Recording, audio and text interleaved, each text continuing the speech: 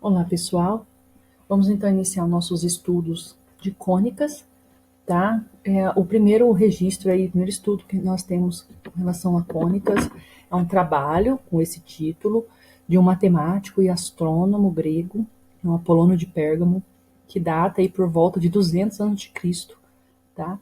Então, qual que é a ideia principal das cônicas? Elas saem da seção ou do corte, né, do cone de revolução por um plano, tá? Então a primeira coisa que a gente precisa entender é o que é um cone de revolução, tá? Um cone de revolução, eu coloquei aqui para vocês uma, vou fazer aqui para vocês um exemplo, tá? Vamos imaginar que aqui no plano a gente tem uma reta.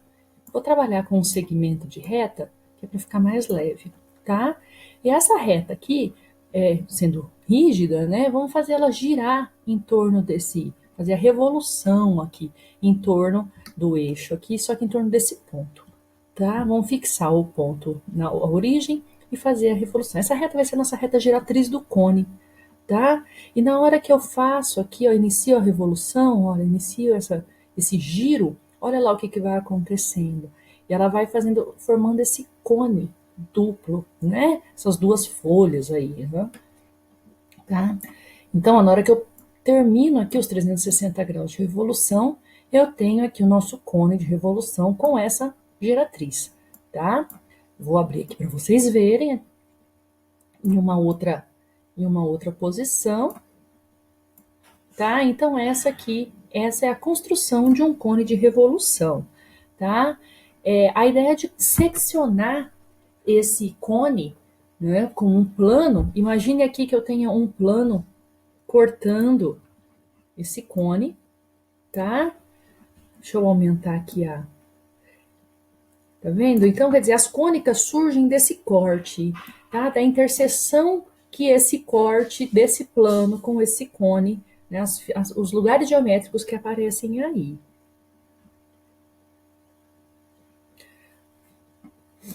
Bom, justamente para mostrar quais são essas possibilidades de corte que nós temos, eu vou usar aqui um applet que foi desenvolvido lá pelo Instituto GeoGebra de Castilho e León. Ele está disponível, tá? Público na rede do GeoGebra aqui. E ele traz exatamente o que eu quero mostrar para vocês, tá? Aqui a gente tem o cone de revolução. Esse cone aqui, ele foi criado a partir da reta giratriz, né? Com essa inclinação. Vou deixar aqui no 30 graus, né? Mas maior inclinação, eu altero aí o formato, né?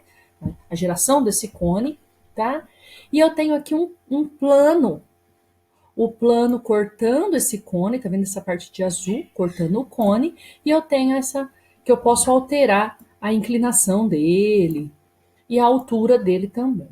Então, olha só, quando esse meu plano ele está aqui paralelo, né, ao eixo aqui, ao plano inicial aqui, eu tenho a nossa interseção aparecendo aqui nessa janelinha, olha, é a circunferência. Então, quanto mais eu aumento aqui a altura, né, maior fica essa circunferência, mas ela continua sendo circunferência. Até o momento que na altura zero, ele encontra ali com aquele ponto fixo, tá, da geração do cone, tá? Aqui ele só fez com altura positiva. Então, se eu tivesse a possibilidade de altura negativa, eu teria novamente aí, né, os simétricos a essa circunferência na parte de baixo. Bom, o que acontece se eu altero essa inclinação do cone? Alterando essa inclinação do cone, olha, a interseção do cone, não, do plano, alterando essa interseção do plano, eu tenho aqui a alteração da minha interseção, tá?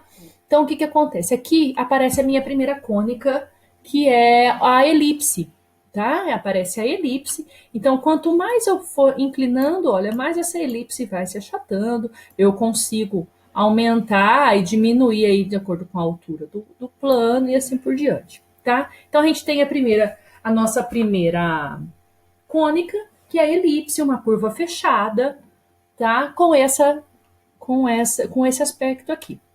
Quando esse meu plano ele fica paralelo e tem a mesma inclinação, tá? Da minha geratriz, por exemplo, ó, 30 e 30, olha lá, as duas inclinações iguais.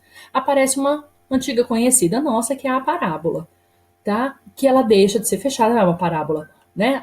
É uma linha, assim, ela é uma linha aberta, né? Não é fechada, não se trata mais da cônica fechada, tá? E essa parábola, ela surge então desse corte aqui do cone via um plano que é paralelo aí, que tem a mesma inclinação, né? Da geratriz desse cone. A partir do momento que eu mudo essa inclinação novamente e o meu plano começa a tocar as duas folhas aí do meu cone, tá? Eu tenho a hipérbole aparecendo, tá? Então a hipérbole, ela é essa cônica que surge do corte do cone de revolução, aí quando esse plano que faz essa seção, ele corta aí essas duas partes do cone de revolução, tá? Então, a partir dos estudos lá de Apolônio, ela apontou essas três possibilidades de cônicas, tá? Dependendo da posição e da inclinação desse plano que faz o corte do nosso cone de revolução. Podendo ser a hipérbole, podendo ser a hipérbole, podendo ser a elipse ou a parábola, no caso aí de mesma inclinação do plano e da geratriz. Tá? Então, todo o estudo das cônicas em cima aí dessas três possibilidades que Apolônio nos colocou. Até mais, pessoal!